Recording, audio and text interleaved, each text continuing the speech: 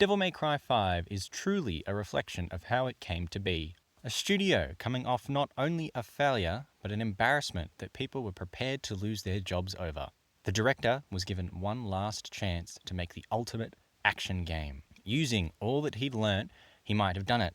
It got me coming back for more at least. I hope you can tell by now, but I enjoyed this game. Not sure if I would call it my favourite of the series as a whole, but definitely my favourite in terms of gameplay. It is simply the most polished. My favourite part though, is that despite Capcom wanting you to forget about the reboot, this game does manage to incorporate the best parts of it. You get the same twisted streets at the beginning, just no longer bathed in red. Plus, the music is also next level. Ramping up as you get better in combat. Even when trying to move away from the reboot, Capcom can't deny it's got style. Just doing God's work. Let's not get ahead of ourselves. First, we need to take the chance we are given once in a lifetime and ask ourselves, well, how did we get here? First, let's step all the way back to 2013.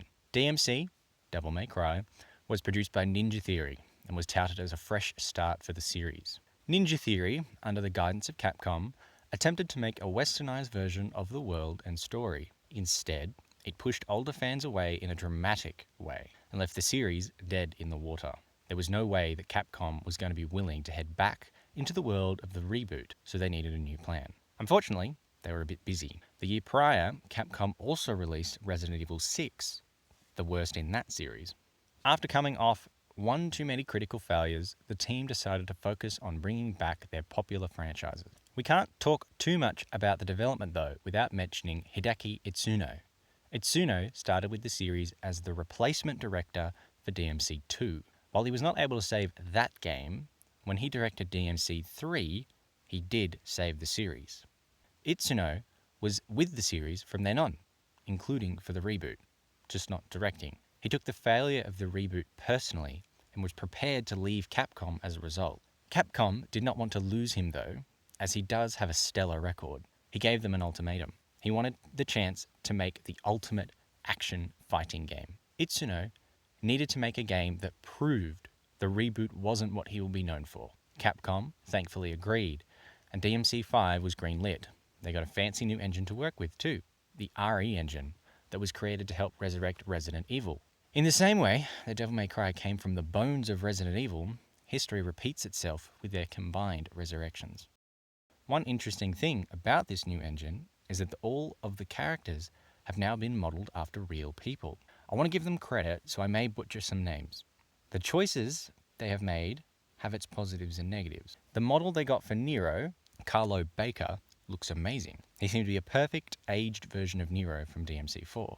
Lady, Andrea Tivadar, looks like a good comparison to the version from 3 or 4. Dante, Adam Cowie, Trish, Ariana Diamant, and Virgil, Maxim Nazarov, though all took some getting used to. Especially since using 2 different faces for Dante and Virgil, they seem to have retconned the identical twins thing from DMC3. They have just become brothers, visually at least, because the game does still seem convinced they are identical twins. The game isn't content with implicit retcons though. Even from the main menu, they are determined to make some changes through their previously on section, called The History of Devil May Cry. It's not a dramatic retelling or anything like that though. It isn't even an interesting story told from Dante or Trish's perspective, which would easily explain the retcons. Instead, it is a simple slideshow with the key story elements from previous games, clearly designed to ensure no one thinks this is a sequel to the reboot, and ensures that you don't need to go through the slog of the Mundus fight to feel like you're included. It also works well to clarify any misunderstandings as well, but I'll get into those more a bit later. I'm going to discuss the characters of Devil May Cry 5, but before we go too far though, I'm going to be spoiling the twist villain for this game pretty quickly. Even if you haven't played the game though, looking at any of the marketing material for the current version of the game will also spoil it, so I don't think you need to be worried. I'll talk about the story later in the video when I'll go into complete spoiler territory, but we are also talking about a game that is over 7 years old, so I believe it has passed the statutes of limitations on a spoiler warning. The boys are back, and they brought some new friends. Dante and Nero are back fighting demons, and it's clear they've been working together for a while. It's been a few years since the events of Devil May Cry 4, and everyone has grown up a bit. Nero even sees Dante as a weird, cool uncle type. Thankfully, Dante's attitude hasn't changed a lot, but just enough to make him sympathetic towards Nero during the game. Some characters from more obscure parts of the canon make an appearance too, such as Dante having a call with Patty, a character, if you're like me and had only played the games, will have no idea exists. Similarly, J.D. Morrison comes over from the animated series as well. I assumed he was the mainline series' way of including a nod to Phineas from the reboot. Whilst they are clearly different characters, the way he speaks to Dante gives me the same impression I got from Phineas. It is a shame that he will forever be forgotten by the series. The version of Morris in the anime, though, is an older white male, so making the race swap still may be a reference. And for my boy Phineas, I'm going to take it. Whilst the women in this game are powerful and clearly there to help the cause, they are quickly sidelined. Lady and Trish run in with Dante at the start of the story, but are quickly defeated. They get rescued by the men, then they are just kind of there to hang out. They are set up to be awesome and monumental parts of the group, but are kind of let down. Lady gets a good emotional moment with Nero, and so does Kyrie, despite not appearing on screen. Kyrie, by the way, gets more character in DMC5 than she did when she was a main character in DMC4. I haven't even introduced you to Nico yet. She is one of the few new characters to the game. Nico spends most of the run following Nero around and being his gunsmith. She does a great job too. Nico is interested in building more devil breakers and helping him complete his mission. Nico doesn't care about Urizen though, just that the world survives long enough for her to keep living in it. Nico is the most helpful woman in the game. It is a shame to see these interesting characters getting treated like Krillin as the protagonists increase in power. Visually at least, they are not treated like objects. Despite there being more skin at certain points, these are not treated as sexual moments. The characters are naked because of circumstance, and no one is gawking. There are some positives and negatives to the overall treatment of these characters. But, unfortunately, it's not the worst we've seen from the series, just nowhere near its peak. Mary died a long time ago. My name is Lady. This next section is long, so there will be some distinct parts as I have a lot to talk about. But first, I wanted to talk about the basic systems that are present for those that are unaware. Devil May Cry is a hack and slash action game.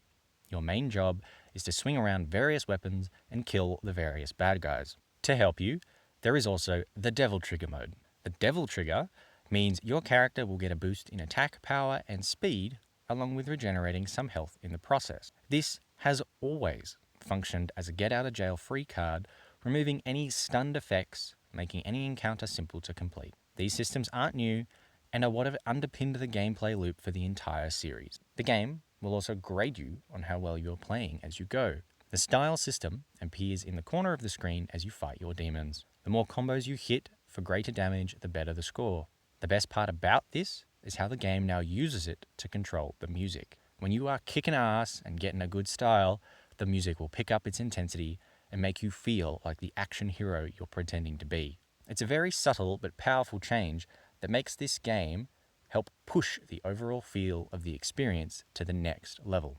The level design here is mostly good. The outer street levels look great and show a clear style for the game. They finally have the graphical power to represent a world destroyed by demons in all of its true glory. Unfortunately, in the process of defeating the ultimate evil, we have to ascend the Clyphod, a demon tree at the center of the story. Once inside, the levels all become very similar. There are some variety from mission to mission, but within each mission, it quickly becomes a mess of fleshy hallways and boring alien rooms. Thankfully, there isn't much backtracking, so it's not a major issue, but it is a shame the style doesn't stay for the full runtime. Nero is the first character we get to play as. He is running directly towards danger, trying to kill a demon that has already defeated him. This works as a main story hook. Nero starts the game without his Devil Bringer. The demon took it. For the tutorial mission, this means he is just back to wielding his sword. He has the same combos as he did in DMC4, and his movements are more refined. He also doesn't have a Devil Trigger yet, either.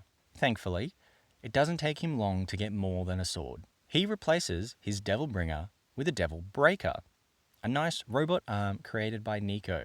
It's our nice new toy. As the name might imply, this new ability comes with some new issues. Each Devil Breaker has a limited number of uses before it breaks, or simply you choose to discard it. Whilst this does bring some balancing issues into play, especially if you get caught in a death spiral, Nero has deep pockets, so he can carry a few with him. The Devil Breakers are not hard to come by either.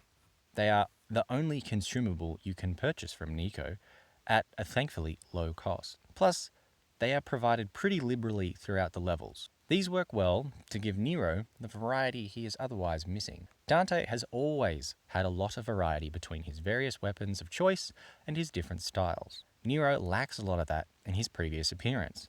He only has one weapon and one gun. The Devil Bringer is also pretty lacking in variety. This works to help onboard new players, but people like me that enjoy playing as Nero, it's a wonderful evolution of his abilities. The Devil Breakers have a few different styles that are very interesting to use in combat. For example, the Overture creates a large electrical shock in front of Nero that is wonderful for crowd control. My favorite, though, was Punchline. With it, Nero could send it out to deal damage from afar, or he could ride it around for some extra movement.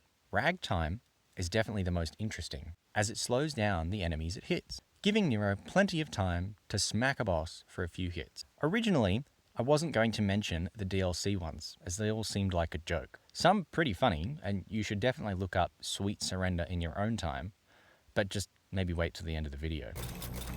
I decided to pay the $12 for the chance to experience them. Whilst most of them work in a similar way to Devil Breakers that you already get through the main game, such as the Pasta Maker being incredibly similar to Punchline, Sweet Surrender offers a completely unique ability. This Devil Breaker works to regenerate health whilst it is activated. This can easily shift the balance of the levels when used. Nero, for most of the game, has no way to naturally regain health. He has to work harder.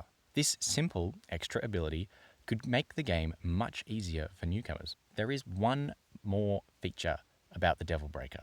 Unlike any of Dante's weapons or styles, you are stuck with the order you load them up in, or collect them in. You also can't move back and forth between your preferred breakers. If you want to change, there are two options. You can simply discard the breaker if you're in a hurry or just don't care. Similarly, you can change up your arm for one large burst of whatever that breaker does. The Ragtime that I mentioned before, instead of just slowing down one or two enemies, it will slow down all enemies in the area.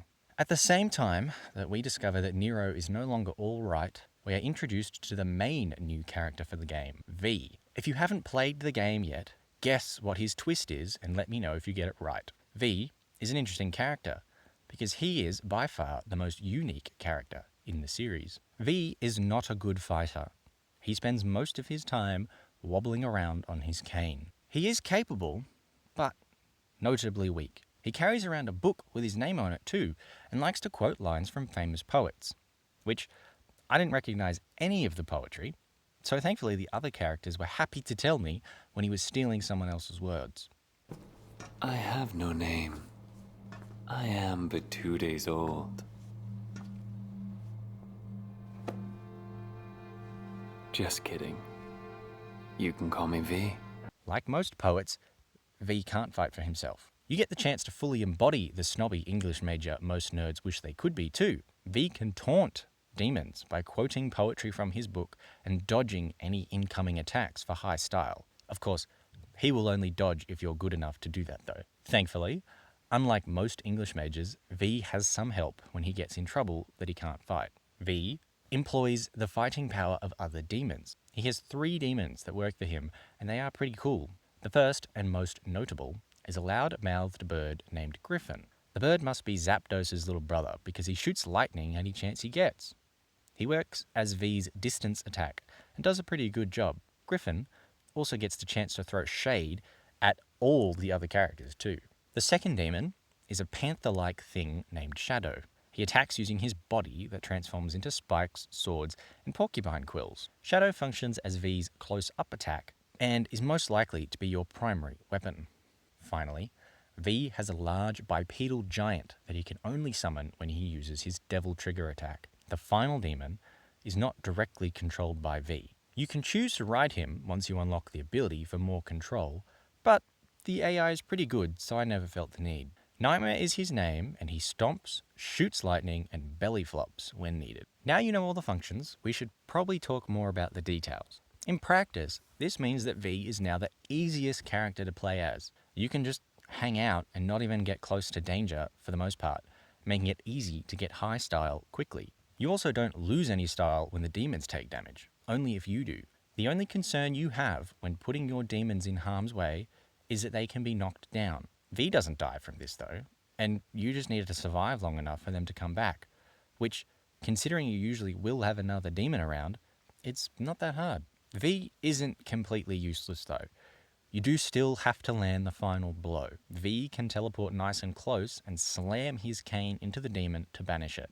Unlike other grapple or teleport abilities, he does need to have a direct line of movement, otherwise he'll fail the teleport. Thankfully, this also isn't difficult because the demons stay staggered for quite a while, and with the same high speed movement as the other games, you can quickly get your line. Back to everyone's favourite, or at least the mostly main character. Dante, as you might expect, is back, with all the same variety and weirdness as before. Initially, we see him get his ass kicked, so he's back to just having Rebellion and Ebony and Ivory. For the unsure, that's a big sword and 2 guns. Rebellion comes with the same moves as his previous appearance, just like the guns. At this point, Dante is a personification of, if it ain't broke, don't fix it. Thankfully though, someone at Capcom understands that variety is the spice of life and gives Dante more weird and wonderful weapons to play with. No guitars this time, but instead he gets a motorbike that doubles as 2 single-handed weapons, or maybe the cowboy hat that can attach to his enemies, which, at the cost of his red orbs, gets more power and more red orbs in return. Dante continues to show off all his skills and new weapons through the game in the only way he knows how. Not only that, he gets a super Devil Trigger mode, or Sin Devil Trigger, technically. I'll get into the weeds of why it exists later, but for now we are focusing on function. Dante can use his regular Devil Trigger gauge to help fill up his new Sin Devil Trigger gauge. From base stats, it would take about 2.5 full Devil Trigger charges to fill 1 Sin Devil Trigger charge. The chance to sacrifice the regular Devil Trigger attack and speed boost you might expect has to come with something dramatic. Thankfully, it doesn't disappoint in either attack power or spectacle. He transforms into a very mean-looking Sparda-like demon that has multiple wings and the largest sword they could possibly justify. Dante swings it and cleaves all of his enemies before him. He's not holding anything back, and it shows. It is well balanced though, because you don't get much time to use it before you're back to regular Dante. Adding this extra trade-off gives an extra layer of strategy when using the Devil Trigger. In previous games, you would charge up the Devil Trigger, then use it in any encounter, as it was simple to charge up again. Now, you have to consider if you need the Devil Trigger for minor enemies, or if you're able to wait so that you can guarantee you'll have a Sin Devil Trigger for the boss. To the same effect, maybe you can't wait during a boss fight and just want the little bit of health regen that you get from a regular Devil Trigger. Whilst this is a relatively small change, it adds just one extra layer of complexity for an already very complex character, helping to ensure there is new life in the character, despite it being his 6th appearance with minimal changes to his basic moveset. Those minimal changes, by the way, all go a long way. Since Devil May Cry 3, he has been simply refined. He still gets to hot swap styles, just like in DMC4. All of his upgrades are bought using red orbs though. Unlike in previous games, there is no option to buy other items, but you do share your red orbs between all characters. Before we talk about all characters, we need to talk about one more. We have one final playable character to play as. The most special playable character, because he costs extra, Virgil. Just like in DMC4, he gets no levels of his own, just the chance to replay the main campaign or complete the Bloody Palace. Due to the quality of this game though, that's not as frustrating as before. Just like Dante, Virgil took a few games to get a real tutorial about his concentration mechanic. In this game, it's given a text box explanation and enough reason to learn it. Virgil plays nothing short of what you would expect after your fights with him. He has the same moveset, and it feels fluent and fun to play as him. His speed, too, is unmatched by other characters, but only when you earn it. The previous time I talked about playing as Virgil, I didn't understand the concentration mechanic, which is why I spouted some nonsense about Virgil being a slow-moving character. Has slower attacks with more damage. The concentration mechanic works by not getting hit. The longer you go scratch-free and in a combat flow, the higher Virgil's concentration gets. With high concentration, you are whipping around the map, destroying any demon that looks at you funny and genuinely feels like your abilities are matching those you would find in a cutscene. Knowing how to use this mechanic is what convinced me to work through another playthrough just for the sake of getting to use him. Virgil works as a wonderful middle ground between Dante and Nero. He has some of the variety of Dante while maintaining the more refined moveset of Nero. He has quick movement and a similar grapple-like abilities, which means moving around the battlefield and maintaining pressure on the enemies the entire time is easy. He maintains, of course, the Yamato as his primary weapon, but also has a slashing sword like the other sword boys, and the Beowulf gauntlets/boots from DMC3. Being the son of Sparda and half demon, he also comes with a devil trigger mode. Unlike Dante, he doesn't just get a speed boost and attack boost. Virgil gets to keep the doppelganger as his main devil trigger ability from the reboot. A wise choice, as it also gives his character a good unique flair. The doppelganger ability still kicks ass too. Virgil stays in his human form, while the doppelganger does the demon work. A wonderful gameplay connection to Virgil's story through the game. There are a few moves that make this connection even more apparent, with the world of V being a wonderful example. Not only that, Virgil has his own Sin devil trigger, which has the same caveat as Dante, except Virgil is not nearly as flashy. He is faster and deals less damage with each hit. It, however, does not last longer. It is closer to a regular devil trigger for other characters. It just comes with greater boost to his attack stat. We've talked so far about how each character plays on their own, but we haven't mentioned anything about how they play together. In the same way Devil May Cry forces you to play as certain characters for missions, there are 2 missions where you get a choice. You get to pick between the characters that participate, with the chance for an online stranger to take the role of the others. Looking at Steam stats though, most players seem to pick one character and stick to it. There is a 17% completion rate of the game on Devil Hunter mode, so normal, and a 7.3% completion for the level that you only had to complete with 2 characters. The mission, which involved all 3 characters, only has a rate of 3.8% for seeing it with everyone's eyes. This change is clever, because giving me the choice at the start of the level causes me to be more interested in playing it again with a different character. Unlike a secondary playthrough, when the missions are very similar but different, these aren't hiding the fact that they're the same. Upgrades are the other thing I haven't talked about, at least not a lot. Red orbs are used to purchase all upgrades in the game. There are no systems that improve through skill points, just your own ability. While obviously abilities are not shared amongst the characters, when you purchase upgrades for health or devil trigger, they are shared with everyone. On an initial playthrough, this gives you the chance to make the choice about which characters get priority and when. Not knowing who you'll be playing as, though, does make this a bit of a gamble. Thankfully, you get the chance at the start of each level to pick what your current character gets for upgrades, so you won't spend money on people you don't immediately get some reward from. This game also includes the remnant of an interesting multiplayer feature from a previous Capcom game. In Resident Evil 6, there are multiple campaigns, and in each campaign there are levels that cross over between them. The idea being that you could be playing through the Leon campaign when someone playing through the Ada Wong campaign would appear and help you out. This was a cool idea, but in practice you end up fighting with CPU companions more than not.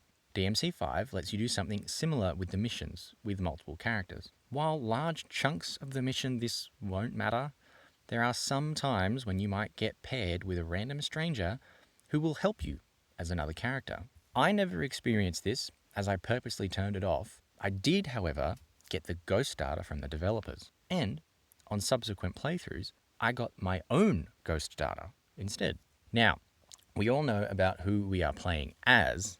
Let's talk about who we are playing against. I'm going to go through a deeper discussion of the more notable bosses through the game. Across the board, though, it is a vast improvement from where the series started, and they are all enjoyable to fight. Some are challenging, and most are fair. There are no bosses that almost destroy my experience of the game. We're going to skip the very first boss encounter for now, as he has multiple encounters, so I'm going to talk about all of them at once later.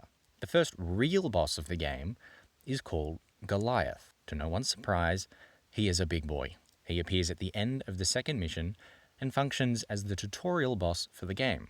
You face him as Nero, which at this point, without the DLC, only has a few devil breakers and no devil trigger, making it a challenging boss if you're not paying attention. He is primarily a melee fighter and will swing his arms and body trying to kill Nero. Fortunately though, you are faster than him and just need to outpace him. In other words, you are being tested on your ability to observe and dodge attacks. As you might expect, each phase of the boss increases the attack lengths and variety, but the function remains the same. Transitioning between these phases though, there is of course a large spectacle. Goliath has the double challenge of having to be interesting to fight, along with trying to sell you on the game. At this point, many new players are just learning the loop, and if they fail this test, they won't get any further. They step up the light show to ensure you want to see more. The arena gets progressively destroyed throughout the fight in a spectacular fashion. The RE engine is pushed to its limits, but it's worth it. He is a tough but fair challenge that works well to onboard new players and entertain returning ones. Being the first real boss fight though, this is also when the revive mechanic is most likely to be introduced to most players. Unlike previous games, there is no way to buy extra health potions or devil trigger refills from the shop. The gold orb revive mechanic is present though. Just like previous games, these are found throughout the missions and can be used to regain full health when you die, so you can complete the mission without having to restart. Unlike previous games though, you are given one every time you start the game as well. This makes it clear that the revive system was intended to help balance it out for new players. It's also a trap. Not only can you use gold orbs to revive, you can also use red orbs. If you've seen my DMC1 video, you'll know what this can do. If you haven't, you should definitely go and watch it. Using red orbs for revives means you have less to spend on skills, making it harder to win, which means you use more red orbs to revive, so less for upgrades, and so on and so on. The cycle continues. In older games, this means you can softlock yourself and make completing the game incredibly difficult. Capcom has a solution for this game though. Microtransactions. For the low price of $6, you can buy 200,000 red orbs. That is a lot of red orbs though. Each time you use red orbs to revive, it will cost more the next time. So I can imagine you'll burn through these pretty quickly if you're relying on them. Red orbs aren't the only consumable you can buy with real money though. You can also buy blue orbs, which will increase the maximum health of your character. I don't have any issue with this though.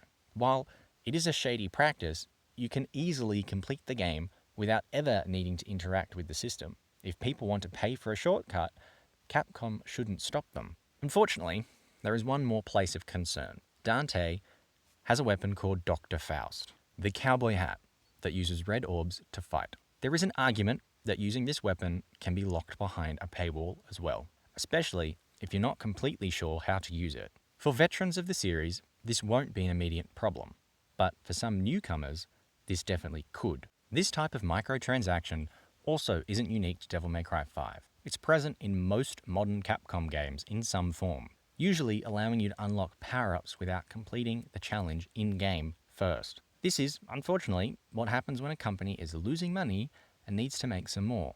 They look for new ways to monetize their product, and in this case, it's working.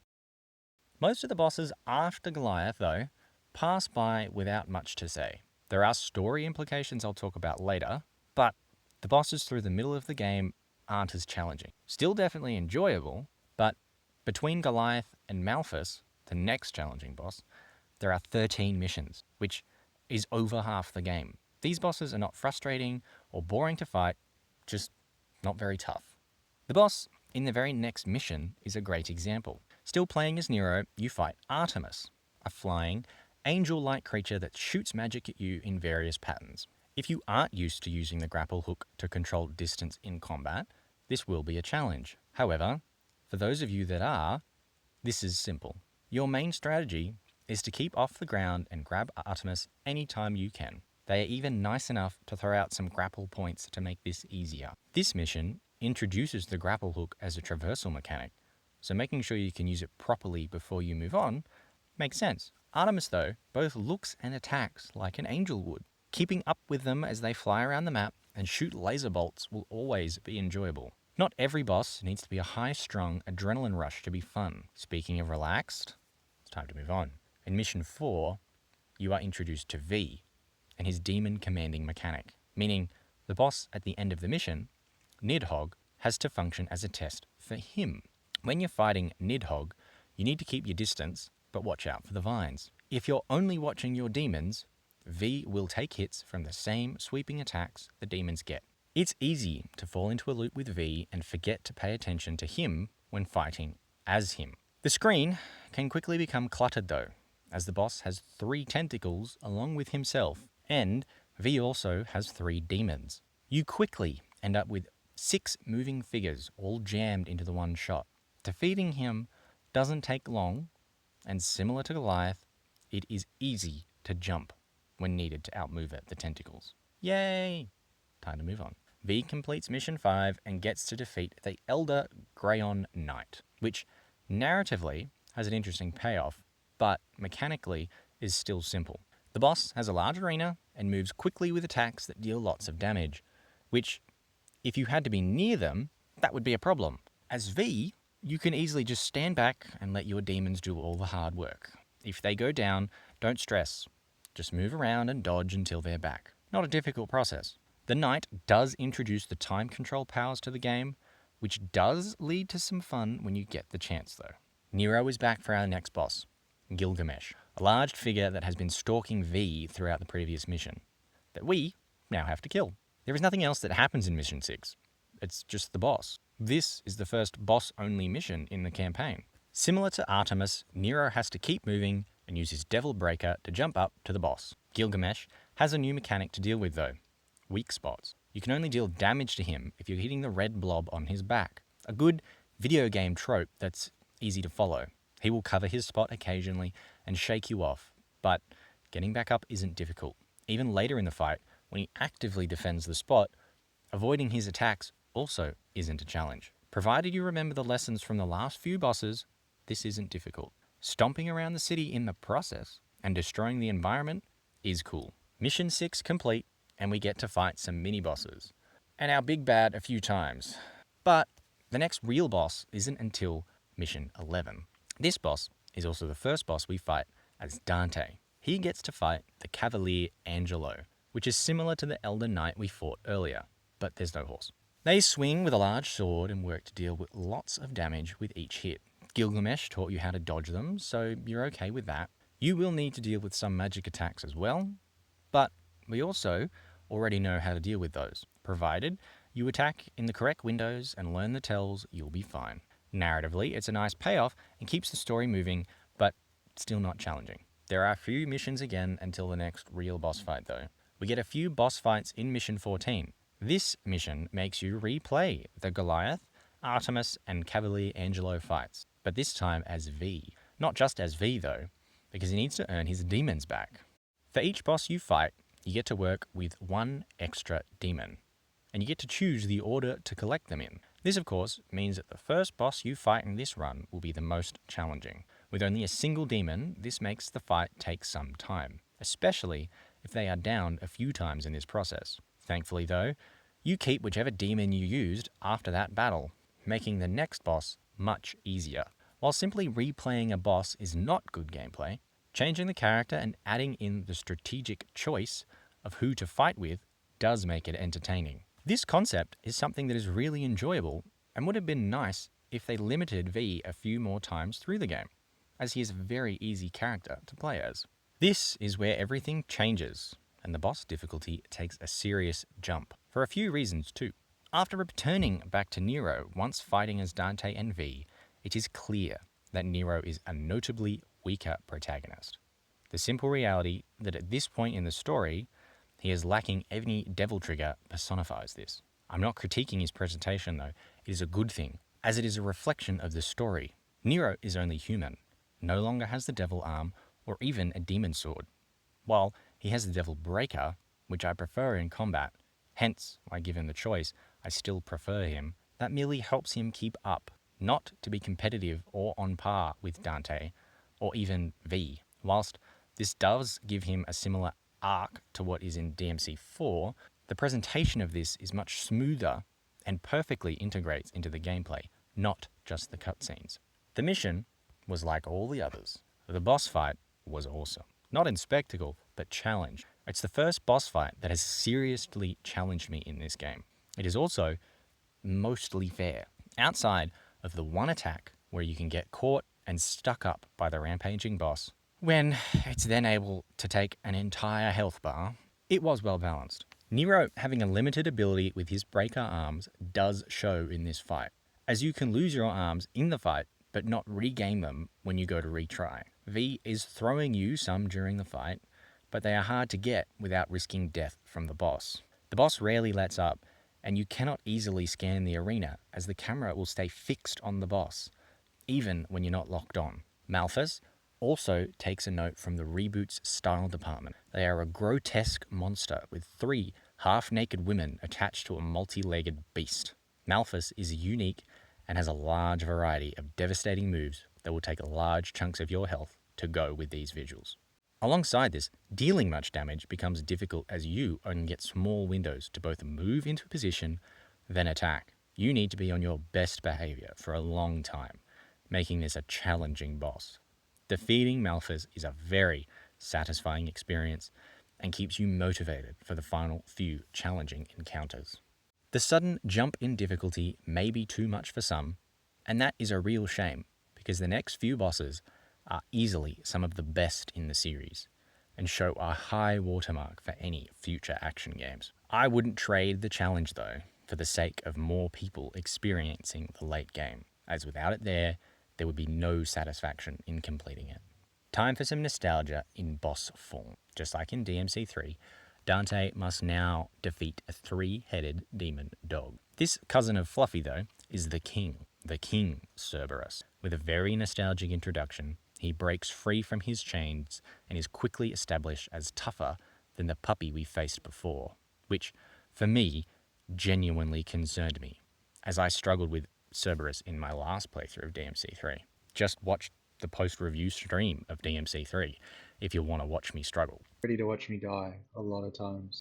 Thankfully, just like the others in this section, the challenge and spectacle do not disappoint. This Cerberus has 3 distinct modes: fire, ice, and lightning. Lightning being the only one completely new compared to before. Each mode is transitioned with a complete change of the arena to match. Thankfully, this doesn't mean the floor becomes electrified or the ground has lava pits. It is just for the spectacle. The frozen mode does add obstacles in the room, but they are also needed as cover when he transitions back to fire mode. Each mode focuses on the different elements and the types of attacks you would expect. He spits fire in fire mode and drags ice from the ceiling in ice mode. Both simple enough to avoid in practice, but will deal lots of damage if you mess up the timing. You need to stick close so you can retaliate, but ensure you have time to dodge any of his swipe attacks. If you get too comfortable, you will be punished. This fight is a good sample of what's to come. The reward is a good display of what came before as well. Just like in Devil May Cry 3, Dante gets a new weapon, a set of nunchucks with elemental effects. This time though, he gets multiple effects with multiple modes of the weapon to play with, showing not only Dante's progression, but the progression of the series as a whole. Urizen is a good boss fight. He follows the same narrative structure that Virgil has in DMC3. You fight him a total of 3 times throughout the game, and each time you get your ass kicked less and less until you finally beat him. Except there is one main change to his mechanic this time. Unlike DMC3, where you have to complete the fight each time, only to be defeated in a cutscene, at least the first few times, these first few encounters are just unwinnable. From a narrative and gameplay perspective, this is much better. I do feel a bit cheated at times by unwinnable scripted fights, but on follow-up playthroughs, it does make me more interested in defeating him, which means It's one of the few story elements that is maintained through repeat runs. The fight themselves, as you would expect, they are flashy, fast, and fun. The first few times you attempt the fight, he can't even be bothered to stand up. He waves his hand a few times and shoots tons of lasers and explosives at you, while you have to try and destroy his shield. It's a well-designed fight because he is central.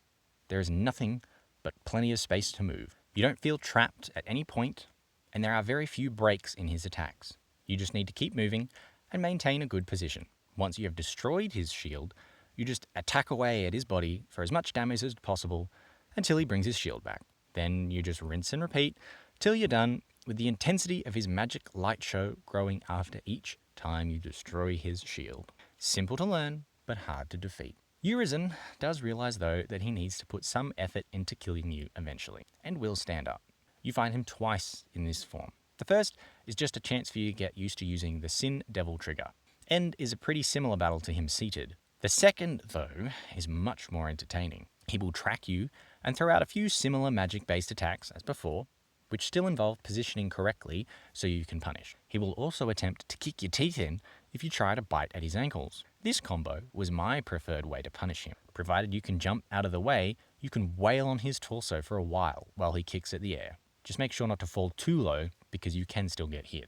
This isn't all though, but the remaining attacks all resemble the ones he starts with. Except, of course, the combos get longer and more perilous. If you try to jump and punish his kicks, he will start to axe kick you and knock you out of the sky. The most frustrating, though, is that he will plant 2 beams of light that sweep the battlefield and do lots of damage. However, being able to abuse Trickster, dodge, and stay behind these light beams means it is manageable to bypass. Ultimately, narratively, Urizen is a better utilization of what could have been from DMC3. Does that mean DMC3 would be improved by having Urizen instead of Virgil for those fights?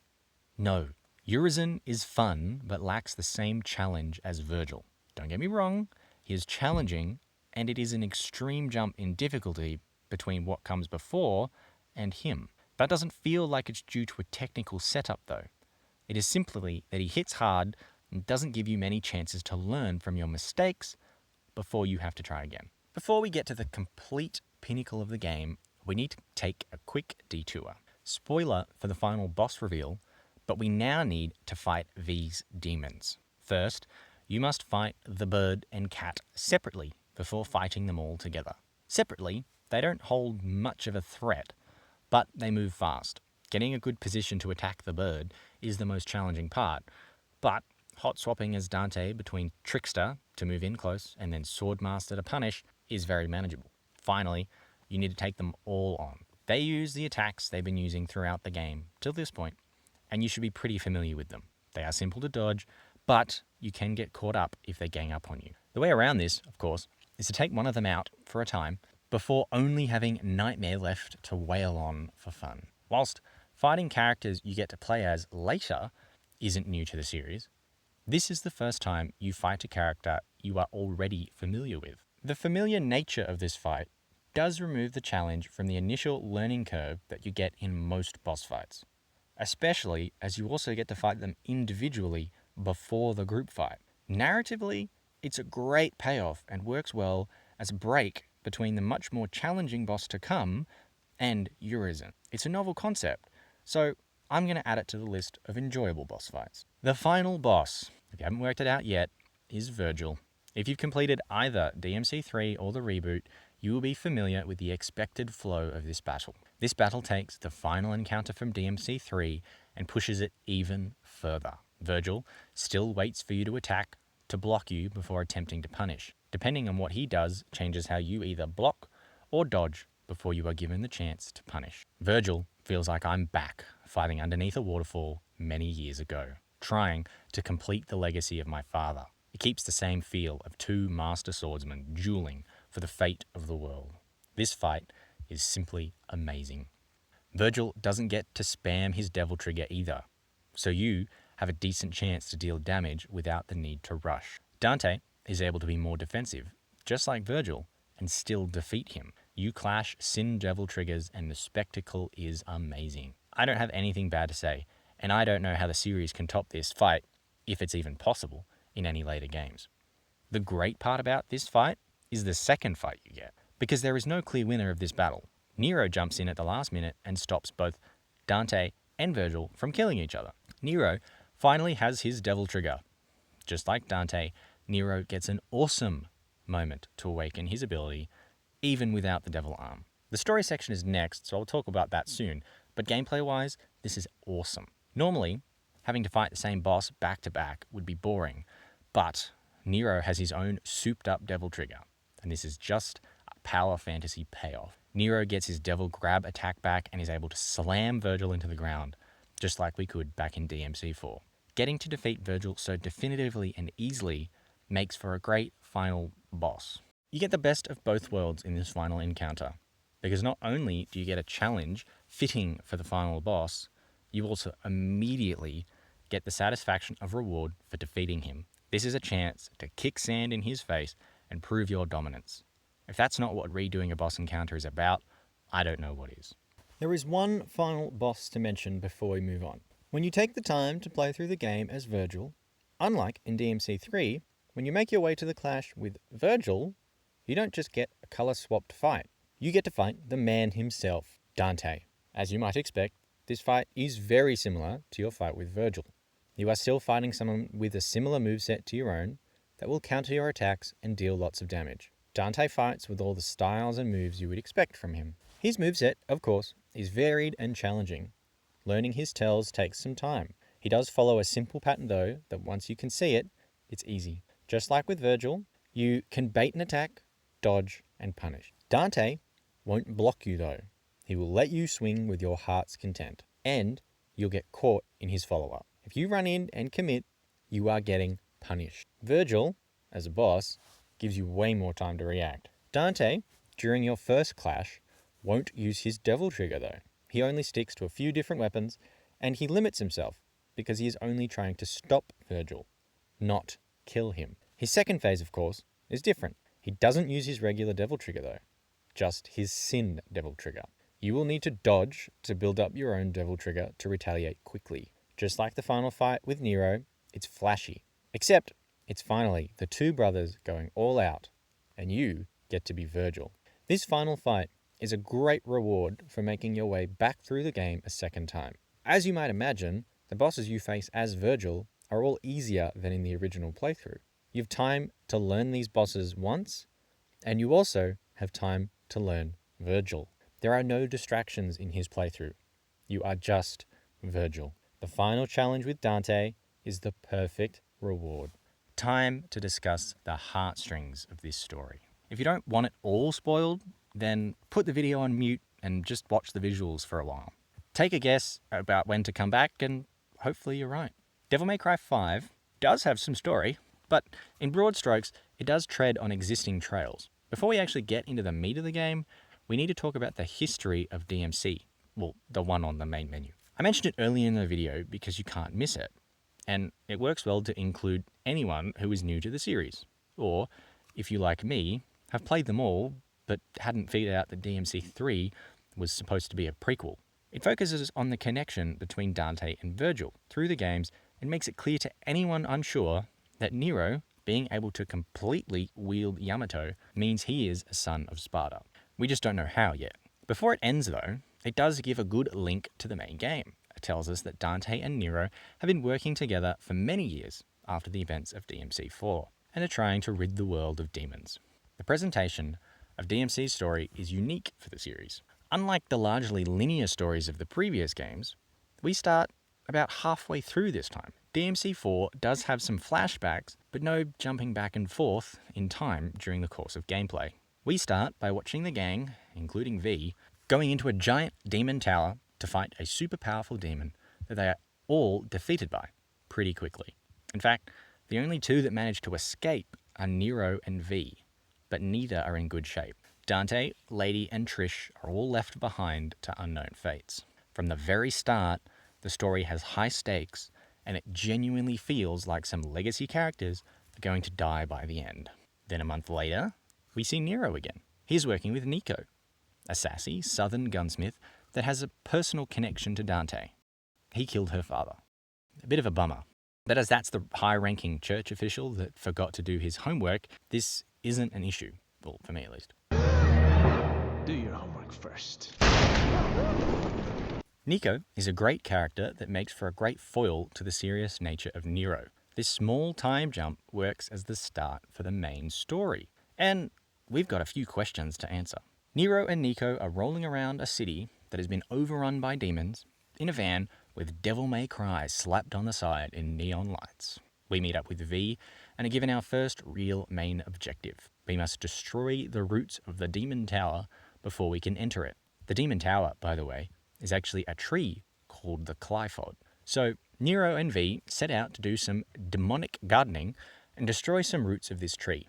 We find powerful demons such as Goliath at these roots, trying to use the Clyphod's power to gain more power and to take over the world. After destroying a few roots, there is a flashback to 2 months ago. Nero is hanging around in his garage working on the van when a mysterious man appears. He looks a lot like Virgil did in the DLC appearance for DMC4 too, but we're just going to ignore that for now. This mysterious figure is looking for something, and being the ever so kind man Nero is, he even offers to welcome the stranger in to eat with him and Kyrie. The stranger instead decides to take his meal to go and rips Nero's devil hand off and throws him across the room, all before using Yamato to open a portal and leave. The use of Yamato also implies they are a son of Sparda, but we're going to ignore that for now. All the way at the beginning of the game, by the way, the big bad is introduced to Nero as the man that took your arm. It would seem that definitely not Virgil is the demon Urizen that took Nero's arm. In our next mission, we fight the Elder Knight. V defeats the Elder Knight. A naked lady appears in the goo. Not just any lady, the lady. She is unconscious, so is taken to Nico to help her recover. When she does wake up, she lets Nero and V know that Trish was captured, but still doesn't know where Dante is. V and Nero split up at this point. V goes looking for the demon sword Sparda, and Nero goes after Urizen on his own. After being defeated by him twice now, it obviously doesn't go well. It's better than last time, but Nero is still defeated. Before he is killed though, a red Sparda-like demon appears and saves him. You'll have to wait to find out who is actually in the demon form though. While Nero was busy losing, V was busy getting a big sword. V manages to track down the demon sword Sparda and finds Dante in the process. Because the power of Sparda and Dante are similar, Dante was able to sleep for over a month and not get caught by the demons. V stands over the unconscious Dante and goes to impale him with the Sparda's sword, just in time to be left on a cliffhanger.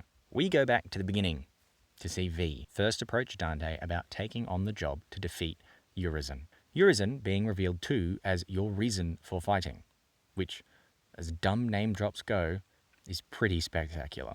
But considering the series' history, it's pretty on par.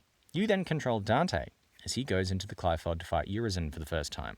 Trish and Lady are there with him and show great promise at this point. Even Dante mentions how cool they look, but that's it, before being largely ignored for the rest of the game. Of course, as we know, Dante loses the fight and his sword is even destroyed in the process. Back to present day. V doesn't impale Dante, but Dante does wake up. Turns out it was all just fake to scare Dante enough to wake up from his coma. Dante takes the sword of Sparda and runs off to fight some demons, leaving V behind as he is getting weaker. Dante fights with Cavalier Angelo.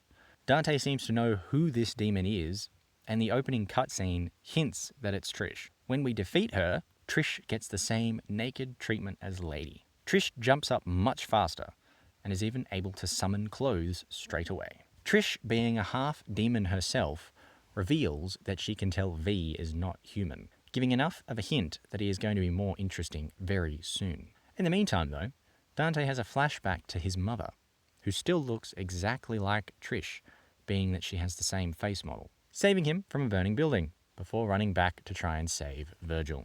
V's origin is revealed not long after, and it's the only twist I was genuinely surprised by. After taking the arm and having the sword, we finally see Virgil. He stabs himself with Yamato and is able to split the demon and human halves of himself into separate entities, V and Urizen. V wakes up and witnesses the formation of Urizen, vowing to stop him from destroying the world, which is how he ends up at Devil May Cry, trying to employ Dante.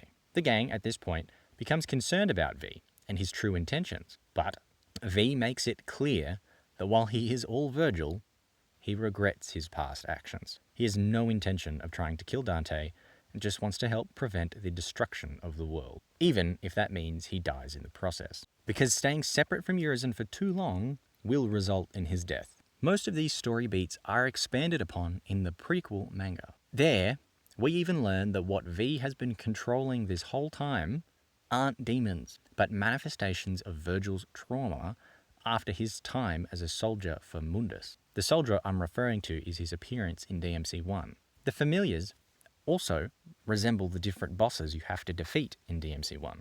The familiars, being manifestations of trauma, is the reason why they cannot kill anything and require V to take the final blow. Alongside this, the book V has been carrying around with him is a book of poetry that belonged to Virgil as a child. I'm not here to go through all the extra side stories though, so we need to get back to the game. Dante has travelled back to his burnt-out family home. In the same spot that Virgil split himself, Dante uses the last bit of rebellion to do the same. Dante is given a new powerful form, the demon we saw before that came to Nero's rescue. Dante jumps in to save Nero, and finally the whole gang is back together. This time, Dante is able to defeat Urizen, but just as he does, the Qliphoth completes its job and creates a fruit. Urizen this time is the one to run off towards the fruit. Dante at this point also gets a new sword called Dante.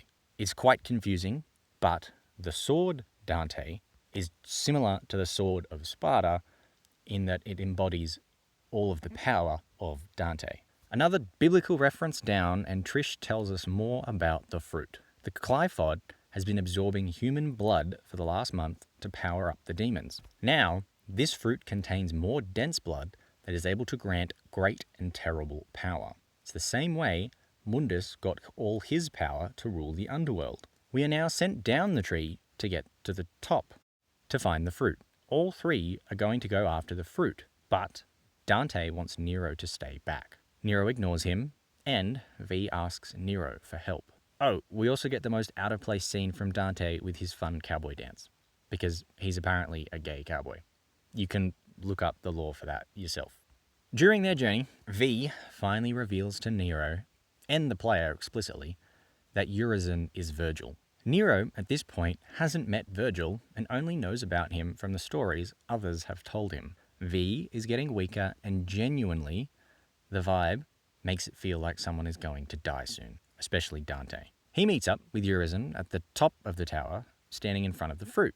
The arena is an illusion of Dante and Virgil's childhood home, so Dante tries to get Virgil to stop by pleading with his humanity. Dante talks about how their mother tried to save Virgil during the fire. Unfortunately, though, it doesn't work, and Urizen eats the fruit. The illusion begins to break and makes for an awesome-looking arena for the final showdown with Urizen. Dante, of course, wins this final showdown, and Urizen is slowly dying on the ground when V and Nero show up.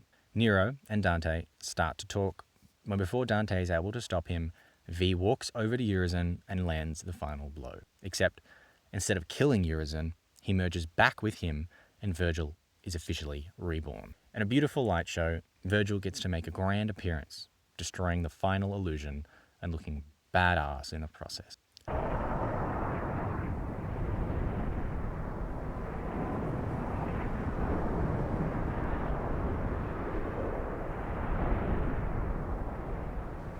What is this? Virgil. Each time a new enemy appears throughout the game, we get a stylized title card, which includes a subtitle. Virgil is labeled as the Alpha and the Omega, the beginning and the end. In other words, God. A pretty powerful statement, considering what we've just witnessed. Dante jumps right into it and tries to fight Virgil. They have a quick exchange of blows before Virgil leaves again, telling Dante to recover his strength for one final duel. The portal appears, and on his way, Virgil even thanks Nero for his help. Dante is angry and sets right off to the original top of the tower again to fight Virgil. Nero wants to help, but Dante still won't let him. Nero gets increasingly frustrated, and pushes for why. Dante finally reveals that Virgil is his father, and he can't expect him to kill his own father. Nero is, of course, stunned by this news, but still wants to help. Dante makes a quick stop at the van to get a new weapon, the Kalina Ann II, before making his way back up the tower. Dante has to fight V's familiars, though, before getting to Virgil. Griffin is, of course, the only one that can talk and does taunt Dante throughout the fight. At the end of the fight, there is a sense of sadness as the familiars die. Dante doesn't get particularly emotional, but he doesn't have any smart lines to say, just goodbye. The point is even more impactful for those that read the manga. Dante is killing his brother's trauma. He's doing what he can to try and right the wrongs of the past and resurrect the humanity in Virgil. It's a shame you need to do the extra reading for this payoff.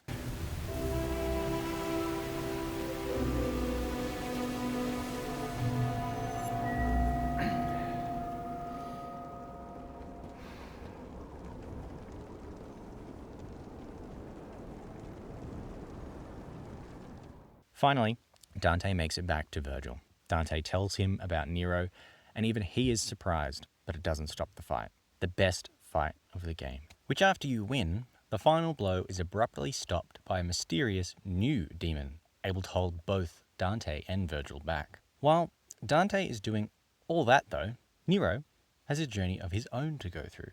First stop he makes is to the van, as it is sliding down the tree as they are trying to escape. The gang tries to convince him to stay and escape. Even Lady tries to convince him that killing his father isn't easy. Nero can't stay though, and jumps out. Before he makes his final decision, Nero finds a working phone booth and calls Kyrie. He doesn't say explicitly what is happening, but he talks about wanting to protect his family. Kyrie, of course, advocates for him protecting his family. These two emotional moments are well placed and utilize the characters well. Both of these characters have experience dealing with the section of emotions he's dealing with, just from different perspectives. Lady knows what it's like to kill her father and wants to protect Nero from that emotional pain, just like Kyrie knows what it's like to lose family. Ultimately, Nero stays mysterious but makes his mind up. He runs to the top of the tower. He is pushed by the need to protect his family, both found and blood. So, he is able to awaken his own devil form and stop the fight. He quickly convinces Dante the fight isn't worth it, but can't as quickly convince Virgil. So there is one final fight against Virgil to convince him to stop fighting. Nero manages to convince both of them before they realize that there are other problems. Dante and Virgil decide to work together to permanently close the connection between the human and underworld. Dante is confident that Nero can take care of what's left, and Virgil can't stay in the human world. Before he leaves, though, Virgil does give Nero his poetry book, the book his human side clung to. A quick, meaningful moment now that Nero is still losing his family. After all this goes down, we are left with one final scene with Nero and Nico back in the van. Nero is expressing his emotions about everything that has gone down, but tries to play it off. Nico doesn't have the same tact as others, so she doesn't let it go. She teases Nero, and the moment is lost. We quickly move on, though, as Nero has some demons to kill. Yay, teaser bait. We aren't quite done yet, though. Like DMC4, when you play as Virgil, you'll get a few extra cutscenes. One at the start and one at the end. At the start, it's just a remix of Virgil taking the arm from Nero. The ending, though, is the payoff many longtime fans are waiting for. Virgil and Dante jump off the tower towards the Hellgate, as we know. They kill the demons near the base of the tree and move inside to destroy it. All we've already seen. Then we get our new scene with Virgil and Dante in the tree. First, they're just continuing their duel and remaining very well balanced. All before some demons come in to ruin the fun. At this point, though, they start teasing each other for their time as kids. Virgil ran to Mummy, and Dante was scared of his father's angry voice. These little details are a nice touch. Dante also finally gets his jackpot moment, which is a staple of the series up to this point. Jackpot!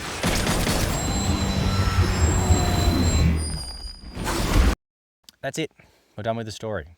At least how it's presented in the cutscenes. There are more surrounding pieces of lore to dissect, but that isn't the point of this section. Ultimately, no one officially died by the end, but it does give good closure to the experience. Now that we know most of what there is to know about this game, and the series before it, how does it stack up?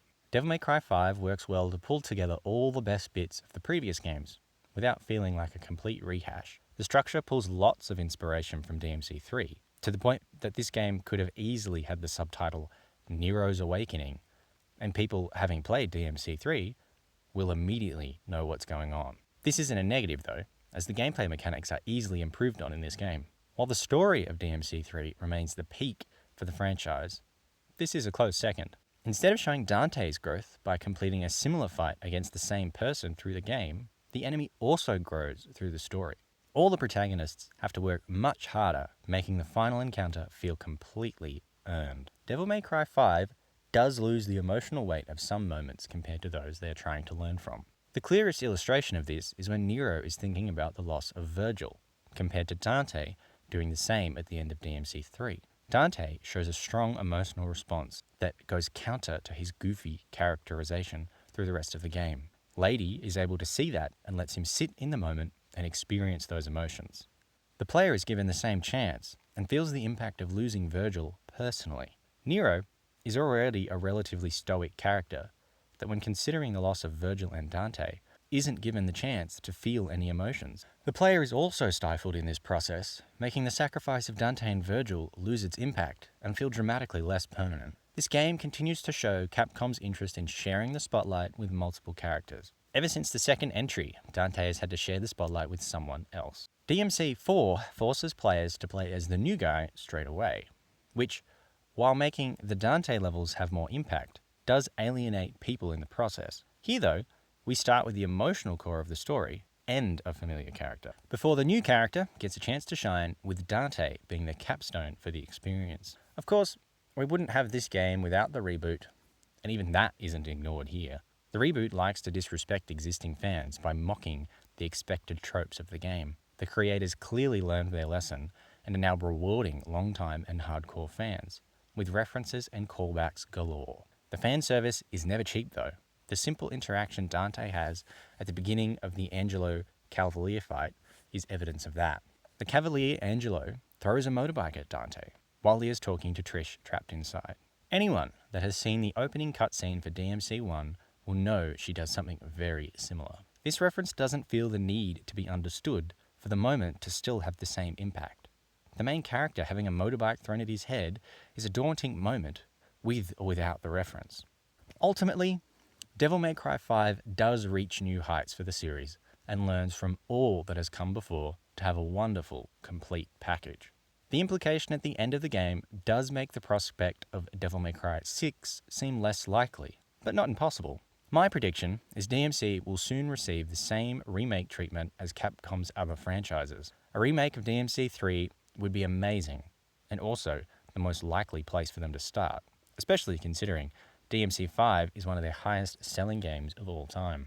Devil May Cry 5 is their 8th highest selling game of all time at 11 million units. The franchise as a whole is their 5th most selling of all time at 38 million units. Considering Dead Rising got a remake when it sold less than Devil May Cry, it seems less likely if and more likely when. Unfortunately, Itsuno departed from Capcom in 2024, leaving the series without a leader. He is the man that managed to save Devil May Cry, not once, but twice, and was kind enough to leave us with a parting gift of such magnitude. It's not the first time Devil May Cry has lost its director, but I don't know if it will recover from this. What do you see from the series next? A remake or a continuation of the story? Let me know down below. Huge thanks if you made it this far. Don't forget to like, subscribe if you want to see more. I've now completed Devil May Cry. What's next? What should I play? You let me know. Thanks again for watching. I hope to bless your ear holes yet again very soon. Bye. Devil's Cry, huh? Let's see what that sounds like!